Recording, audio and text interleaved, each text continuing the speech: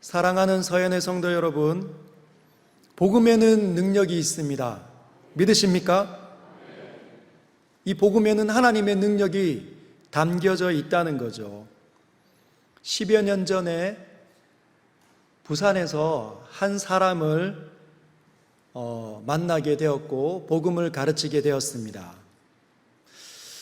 그분은 술값을 1년에 1억 정도 마신다고 마치 자신의 훈장처럼 이야기하던 사람입니다. 조금만 낮춰주십시오. 여기. 눈썹은 호랑이 눈썹. 이 부산 사나이가 호랑이 눈썹을 하고 있고, 눈은 부리부리하고, 목소리는 자갈밭에 타이어가 굴러가는, 바퀴가 자갈밭에 굴러가는 소리 들어본 적 있습니까? 그렇게 걸걸한 목소리를 하고 계셨습니다. 근데 제가 양육하는 그 과정에 그분이 지원해서 들어온 겁니다. 그래서 왜 지원하게 되었습니까? 라고 질문을 드리니 교회에서 자꾸 자기를 보고 집사님, 집사님이라고 부르더라는 겁니다. 그때마다 나 집사 아니에요. 나 집사 직분 안 받았습니다. 나 성도입니다. 이렇게 매번 대답하기가 귀찮아서 집사 한번 대볼라고 왔습니다. 그러시더라고요. 근데 그랬던 그분이 180도 달라지셨습니다. 두 번째 강의부터 박살이 난 겁니다. 두 번째 강의가 하나님의 아름다우심이었습니다. 하나님께서 아름다우심인데 그 아름다움은 균형과 조화와 질서로 이루어졌다. 이 강의 때 자신이 죄인인 줄을 깨달았다는 겁니다. 아, 그렇구나. 하나님께서 이 세상을 균형과 조화와 질서로 창조하셨는데 내 삶의 균형과 조화와 질서가 거의 없는 걸 보니 내가 죄인임에 틀림없구나. 하나님이 없는 것 자체가 죄인 줄 그때 깨달았다고 합니다. 그러면서 천국과 지옥이, 그동안 들었던 천국과 지옥이 확 느낌 살아 올라오면서 피부로 느껴졌다는 거죠. 긴장감이. 그러면서 세 번째, 네 번째 강의인 그리스도의 십자가를 들을 때 박살이 난 겁니다. 완전히 무너진 거죠. 무릎을 꿇었습니다.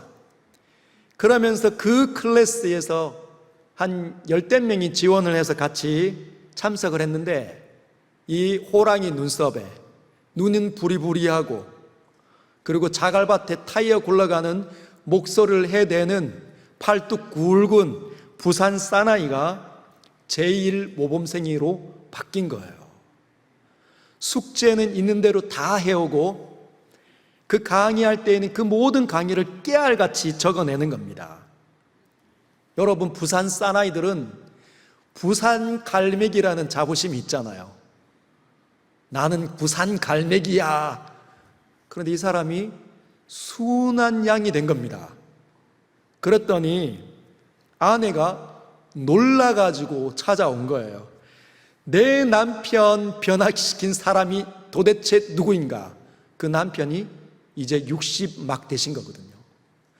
그 오랫동안 술값 1억 탕진하는 것을 마치 자신의 계급장처럼 이야기하고 나는 부산 사나이야, 부산 갈매기야, 늘 술잔을 기울였던 그 사람이 순한 양같이 집안에서 성경을 읽고 있는 모습이 너무너무 신기한 나머지 아내가 찾아왔습니다.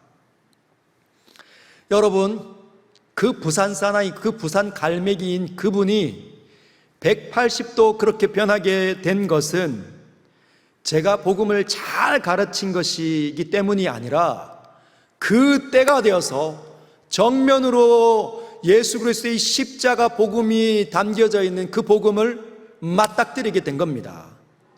이제 그 복음 앞에 무릎을 꿇은 것이지요. 여러분, 복음에는 능력이 있습니다. 우리가 지난주에 살펴본 것처럼 로마서 1장 16절에 뭐라고 기록이 되어져 있습니까? 내가 복음을 부끄러워하지 아니하노니 이 복음은 모든 믿는 자에게 구원을 주시는 하나님의 능력이 됨이라. 할렐루야. 복음에는 하나님의 능력이 있습니다. 복음 앞에 서기만 하면 그 어떤 사람이라 할지라도, 강하고 철옹성과 같은 그 강력한 사람이라 할지라도, 그 공동체라 할지라도 무너져 버리는 것이죠. 복음은 세상을 그렇게 정복해 왔습니다. 여러분, 지금만 하나님의 이 위대한 복음이 열려서 그 위용을 떨치는 것이 아니라 2000년 전부터 그 복음이 온 세상을 다스리고 지배하고 왔다는 것입니다. 지금 우리가 사도행전 1장을 들여다보고 있잖아요. 이 지금 사도행전이 쓰여지고 있는 이 시점에 누가 그 복음을 들고 로마의 그 심장부, 그 로마 시티, 그 수도에 들어가 있습니까? 내가 복음을 부끄러워하지 아니하노니라고 말했던 그 로마를 향하여서 편지를 썼던 사도 바울이 복음을 들고 그 로마 심장의 정면으로 서 있다는 것입니다. 그리고 누가는 성령의 감동으로 예루살렘에서 시작된 그 복음이 어떻게 세상을 정복하고 이 로마에까지 와 있는지를 지금 성령의 감동으로 사도행전을 기록하고 우리에게 도전하고 있다는 것이죠. 사랑하는 서연의 성도 여러분, 여러분이 생각하고 있는 가장 강한 곳 어디입니까? 이곳은 안 돼. 이것은 절대로 무너지지 않아. 이 사람들은 가장 고집스럽고 절대로 내 말을 듣지 않았어. 그렇게 생각하는 곳이나 그렇게 생각하는 사람들, 여러분 누가 있습니까? 복음은 다 가능합니다. 복음이 그 사람에게 정면으로 부닥치기만 하면 그를 집어삼키고 그 안에 있었던 모든 저주를 물러나게 하며 하나님의 복음 안에 감춰져 있는 생명으로 가득 차지게 만들어낼 것입니다. 복음을 이길 수 있는 존재는 이 땅에 아무것도 없다는 거죠. 왜? 복음에는 하나님의 능력이 담겨져 있기 때문이에요. 하나님의 능력 경험해 보신 적 있습니까? 온 세상에 비어져 있을 때 그 아무것도 없었던 그 시점에 주님 말씀으로 선포하셔서 모든 창조물들을 창조해내셨던, 생명을 있게 하시고 뛰게 하시고 살아가게 만드셨던 그 하나님의 능력이 복음 안에 담겨져 있다는 거예요. 그래서 이 사실에 기초해서 우리는 중요한 영적인 진리를 말할 수 있어야 합니다. 한번 따라해 볼까요? 우리가 복음에 사로잡히기만 한다면 끝장난다. 할렐루야. 한 번 더 할까요? 우리가 복음에 사로잡히기만 한다면 끝장난다. 할렐루야. 믿으십니까? 여러분, 얼마나 놀랍습니까? 복음에 하나님의 능력이 담겨져 있고 그 복음에 저와 여러분들이 사로잡히기만 한다면 하나님의 나라가 확 열리는 거죠. 그 신비로운 세계가 열립니다. 하나님께서 함께 하시는 그 영광스러운 일들이 곳곳에서 터져나가게 되는 거죠. 너무 기대되지 않습니까? 여러분, 비전의 사람들이 되기를 바랍니다. 하나님께서 주시는 환상에 사로잡히시길 주님의 이름으로 축복합니다. 내 삶의 전 영역이 하나님의 나라로 펼쳐지면 감당할 수 없는 일들이 일어나겠죠. 그런데 어떤 분이 이렇게 저에게 이야기하실 수 있을 것 같습니다. 목사님, 아멘, 아멘, 아멘.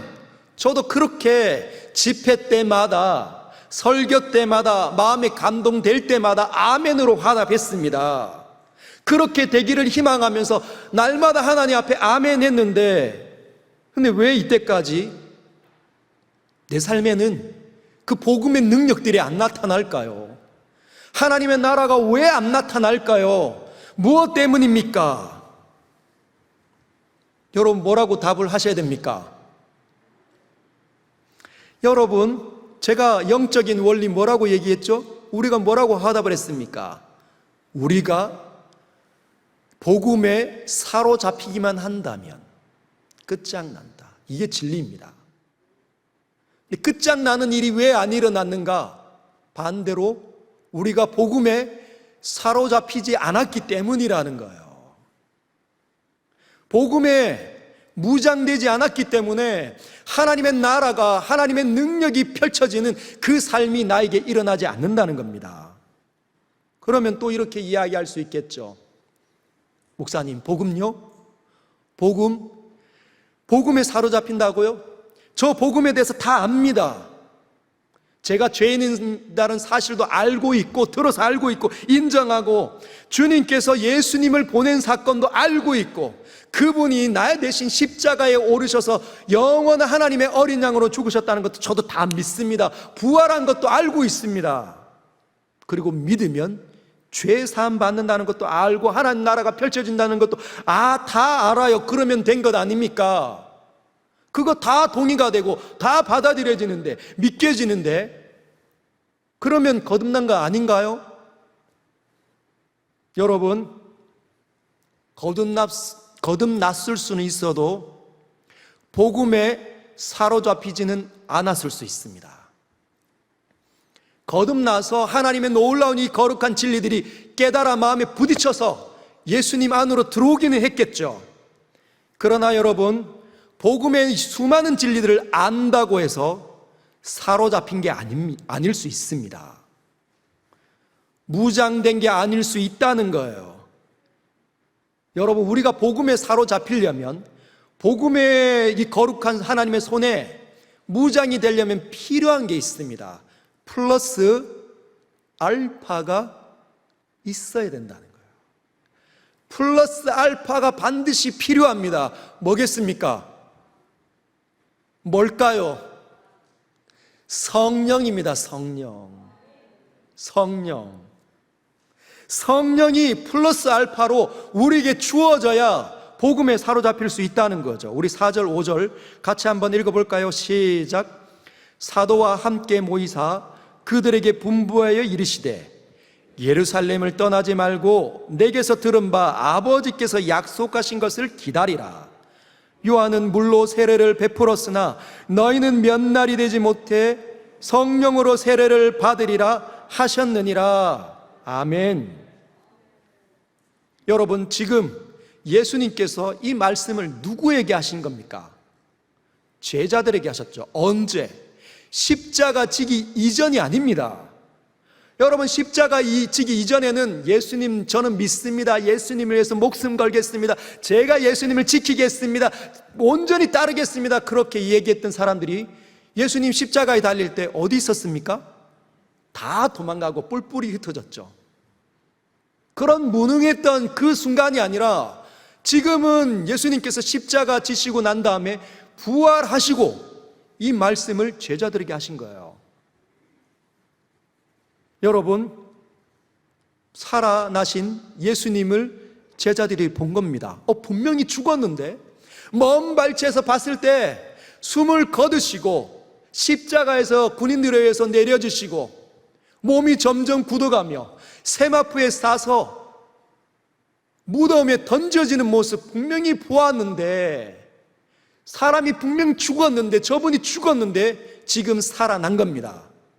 직접 창자국, 옆구리에 있는 창자국, 두 손에 있는 못자국, 발에 있는 못자국을 만지면서 선명하게 본 거죠.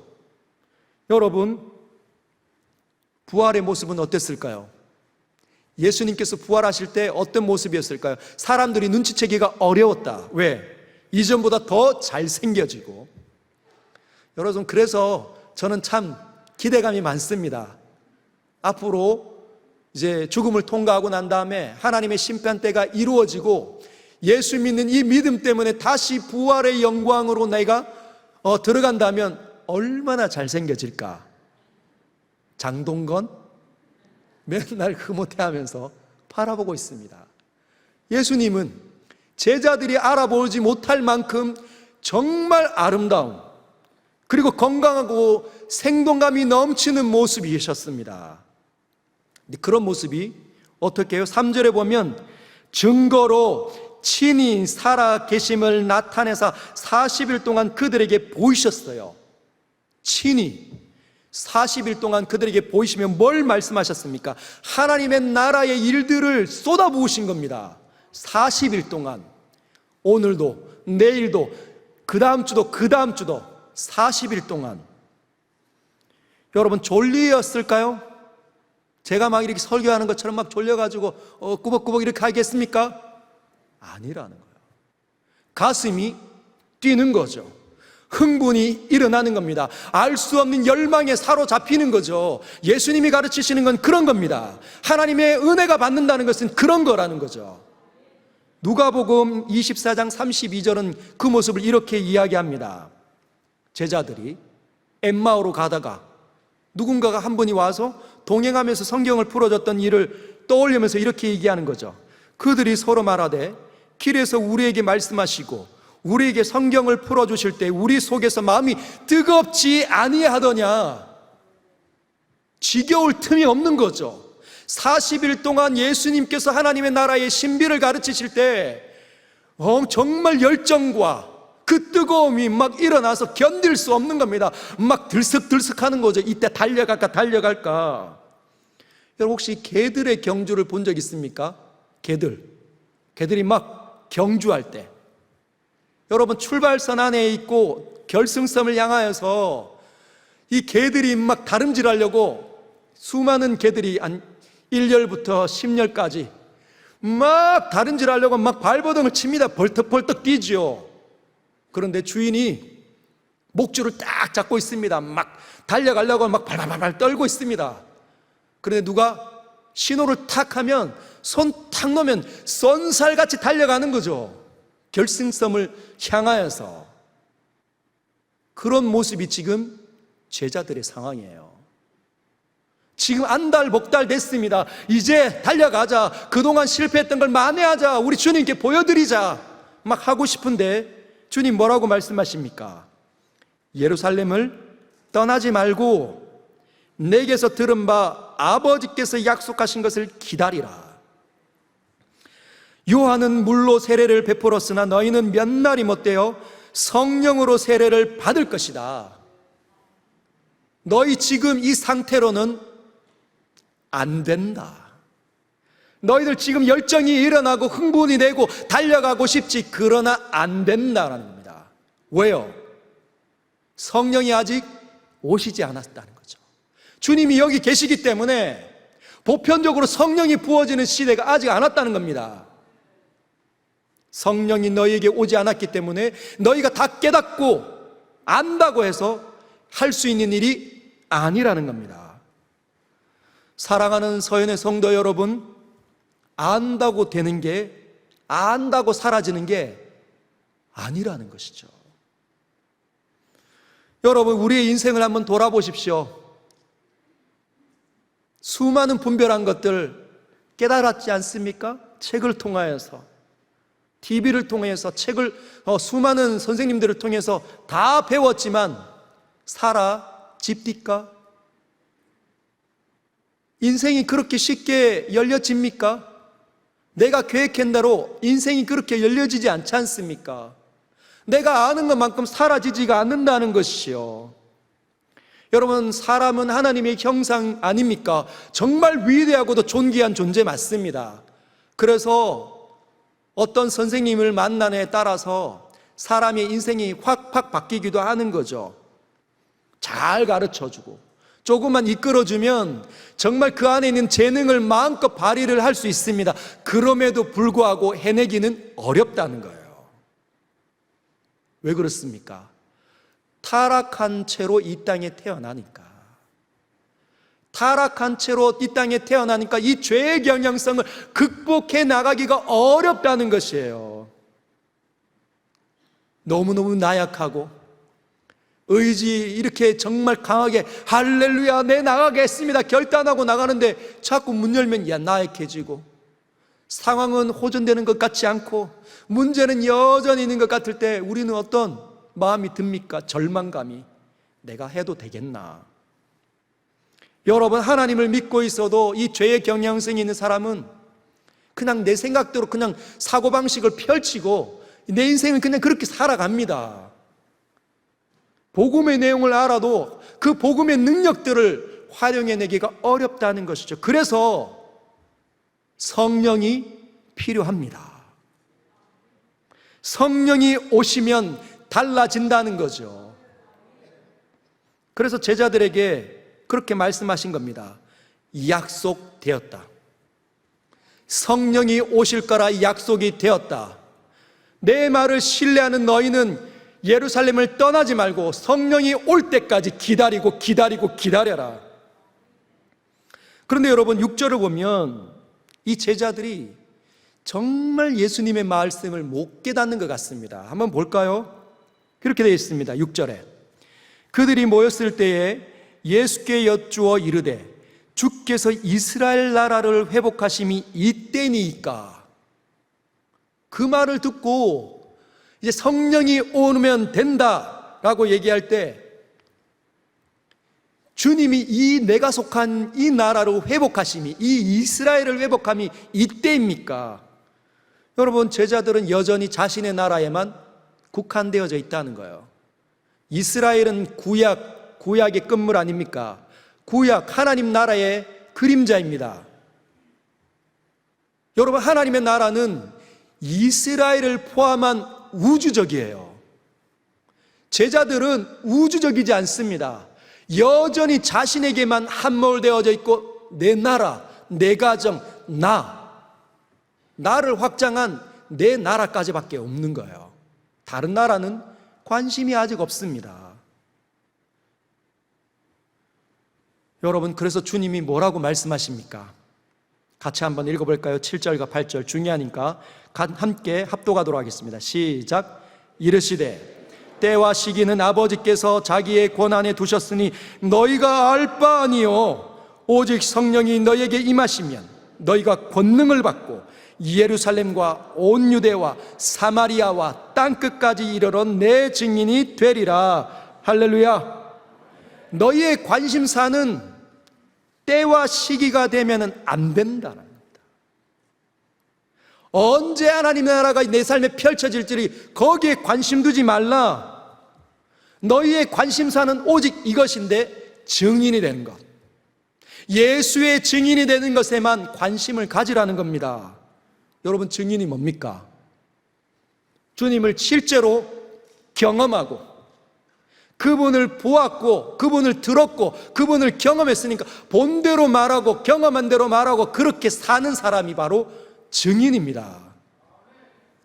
여기에 너희는 모든 관심을 집중해야 된다. 그러기 위해서 필요한 것이 성령이라는 거예요. 여러분, 근데 사람들은 진짜 예수님의 이 말씀을 허투루 듣는 것 같습니다. 여러분, 허투루 듣지 않기 위해서 묵상을 하십시오.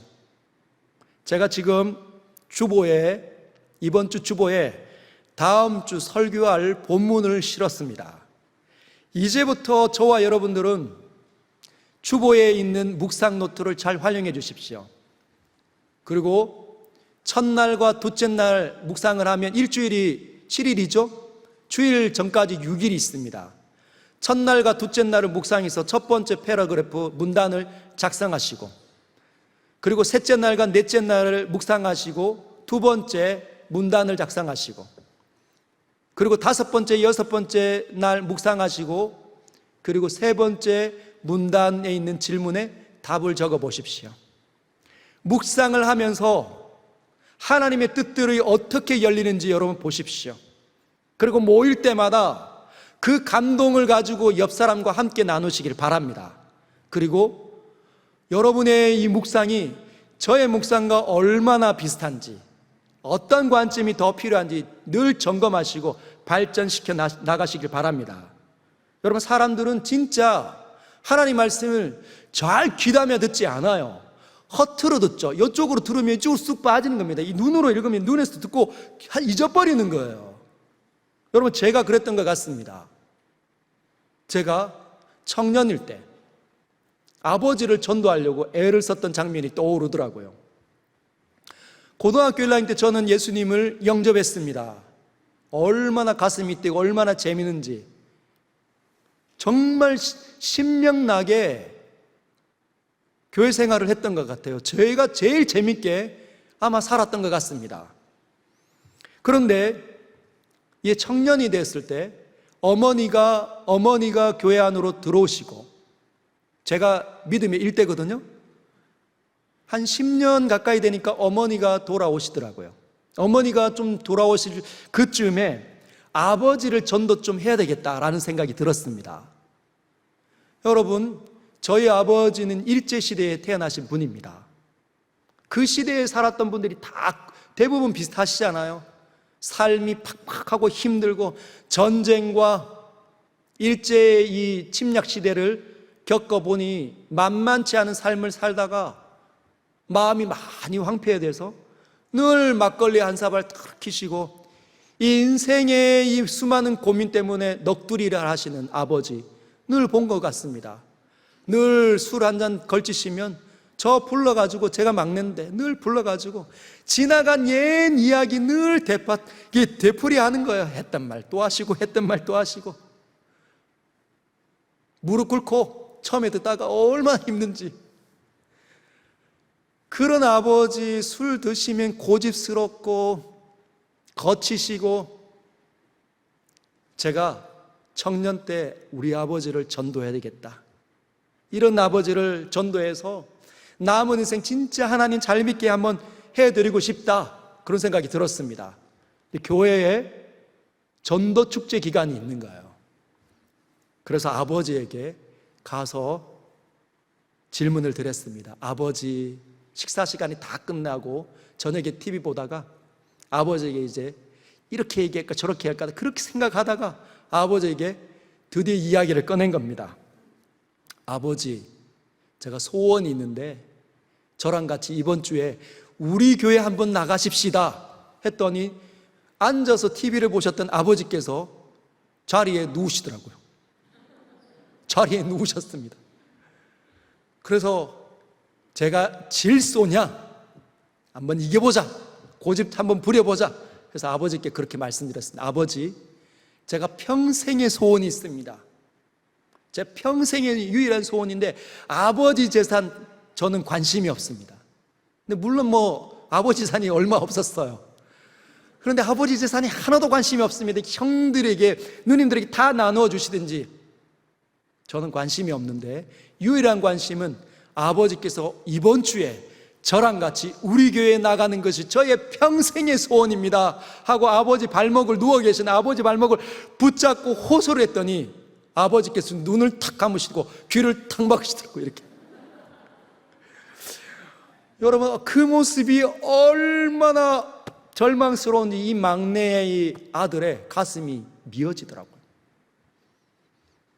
그래서 나와서 그 밤에 옥상에 올라갔습니다. 옥상에 올라가서 눈물을 뿌리며 주님께 말했습니다. 하나님, 우리 아버지 선택 안 하셨습니까? 우리 아버지 언제 돌아올 겁니까? 언제 돌아오는 겁니까? 여러분, 때와 시를 늘 궁금한 거, 주님께 또 그렇게 묻는 거죠. 주님, 우리 아버지 회복할 날이 언제입니까? 이때입니까? 이때입니까? 여러분, 왜 제가 때와 시에 그렇게 관심이 많았을까요? 힘드니까.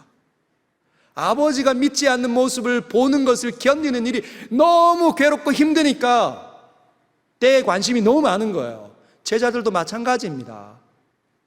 늘 속국으로 식민지로 사는 그 현장이 너무 힘드니까, 자유롭고 싶으니까 때와 시에 너무 관심이 많은 거죠. 자신의 나라에 너무 관심이 많은 겁니다. 그러나 주님 뭐라고 말씀하시는 거죠?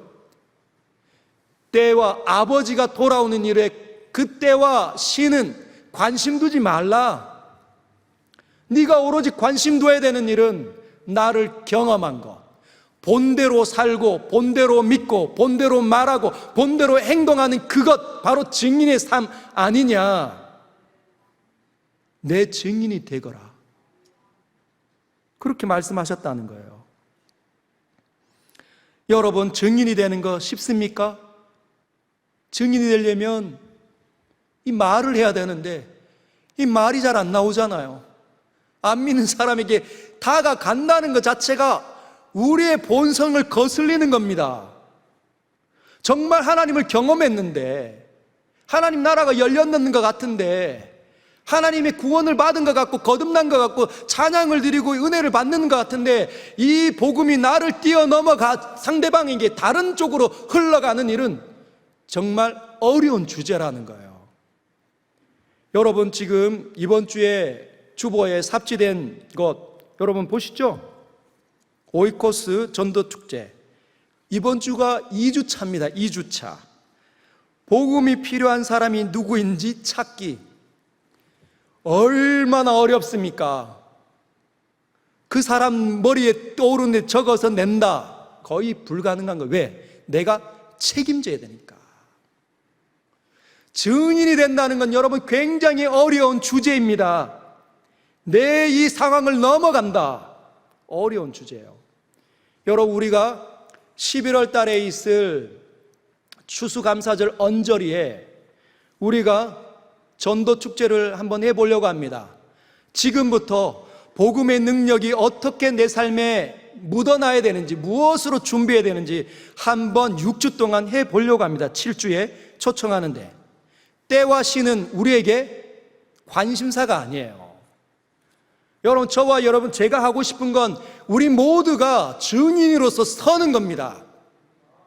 복음의 능력을 가지고 증인으로서 한번 서보는 거예요. 근데 때가 시는 하나님께 있다는 거예요.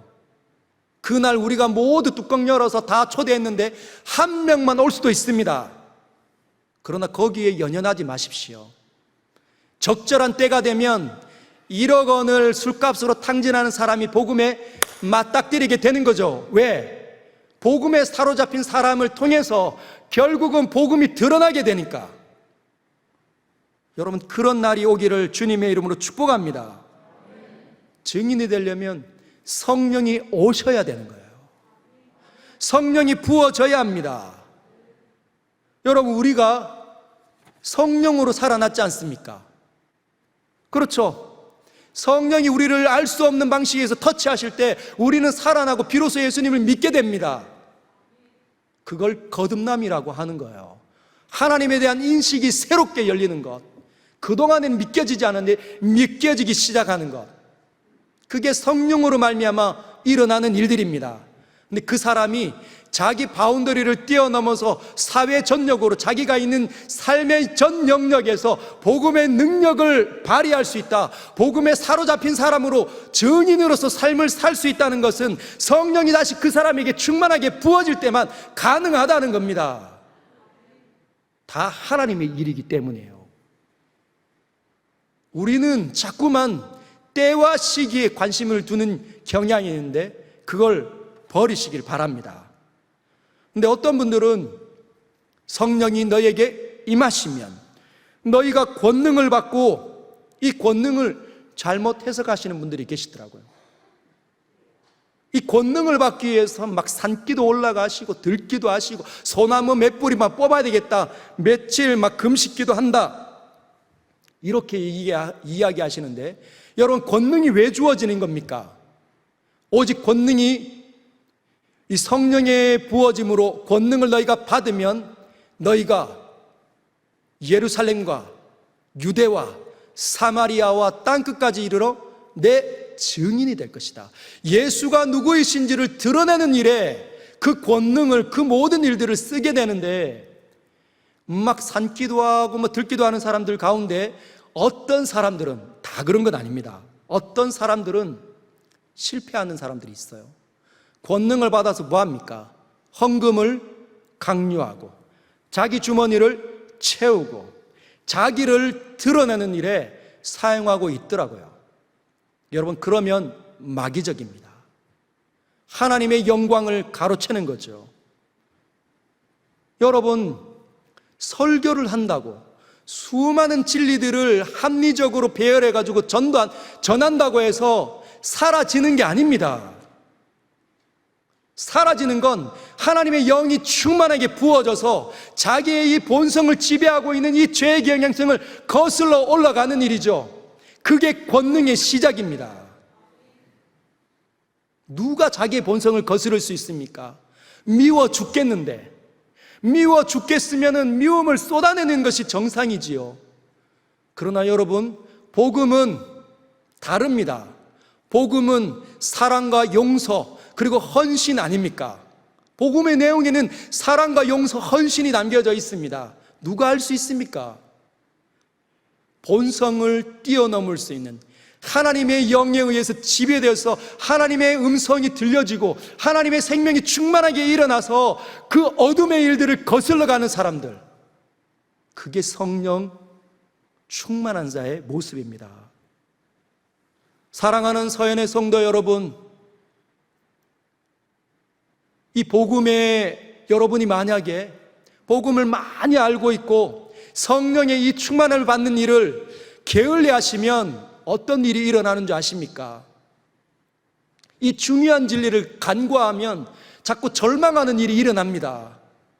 집회 때마다 지난주에 있었던 화종우 목사님의 입을 통해서 하나님의 은혜를 얼마나 많은 사람들이 받았는지, 아멘, 아멘, 할렐루야. 그리고 오늘도 도전받고 집회 때 금요일마다 은혜를 받았지만 삶으로 가서 아무 일이 일어나지 않는 자신의 모습을 자꾸만 보게 되면 나는 아닌가 봐. 슬픔이 일어나고 헤어나올 수 없는 영적인 깊은 침체에 빠질 수도 있다는 거예요. 은혜 받았는데도.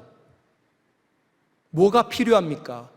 성령이 부어지는 것을 놓고 기도하는 일이 필요합니다. 여러분, 약속으로 주어졌습니다. 성령은 누구에게나 부어지도록 약속되어져 있다는 거예요. 주의 이름을 부르면 성령이 오도록 하나님께서 약속해 놓으셨습니다. 여러분, 진짜 하나님의 나라가 우리의 삶에 역동성 있게 펼쳐지기를 원하십니까? 진짜 내 삶 속에서 펼쳐져서 거칠 것이 없고 모든 샬롬을 이끌어내고 행복하고 기쁨으로 충만해지는 삶 여러분 기대하십니까? 기대하시길 주님의 이름으로 축복합니다. 그러려면 성령을 놓고 기도하셔야 됩니다. 성령을 놓고 기도하셔야 됩니다. 9절과 10절을 보면 이렇게 되어져 있습니다. 이 말씀을 마치시고 그들이 보는데 올려져 가시니 구름이 그를 가리어 보이지 않게 하더라. 올라가실 때에 제자들이 자세히 하늘을 쳐다보고 있는데 흰옷 입은 두 사람이 그들 곁에 서서 이르되 갈릴리 사람들아 어찌하여 서서 하늘을 쳐다보느냐? 너희 가운데서 하늘로 올려주신 이 예수는 하늘로 가심을 본 그대로 오시리라 하였느니라. 여러분, 이 제자들이 이 말씀을 마치시고 성령이 오실 것이다, 성령이 오면 너희가 내 증인이 될 것이다, 그 말씀 마치시고 하늘로 올라가시는 거예요. 우리 보는 천장 위로 쭉 올라가시다가 구름 속에서 주님이 점처럼 보이시더니 쭉 사라지는 겁니다. 제자들이 멍하니 쳐다보고 있는 거죠. 어떤 마음이 들었을까요? 제가 이 광경을 보면서 한 시가 떠올랐습니다. 아, 님은 같습니다. 사랑하는 나의 님은 같습니다. 이미 간 거예요.